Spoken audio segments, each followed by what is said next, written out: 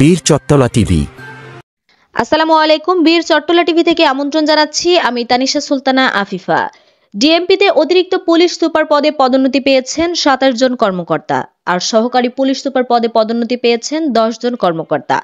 বৃহস্পতিবার 6 March DMP হেডকোয়ার্টার্সে এই কর্মকর্তাদের র্যাঙ্ক ব্যাজ পরিয়ে দিয়েছেন Dhaka metropolitan police DMP commissioner Sheikh Mohammad Sajjad Ali NDC.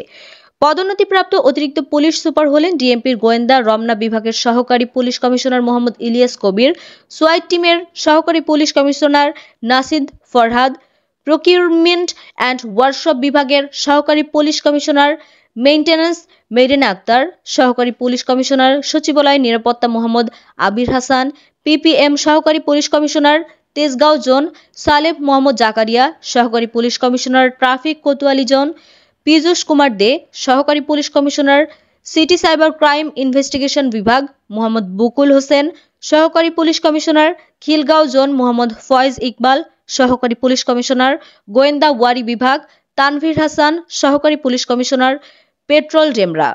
আমাদের আরও খবর পেতে চোখ রাখুন বীর চট্টলা টিভিতে। ফেসবুকে ফলো, ইউটিউবে সাবস্ক্রাইব করুন।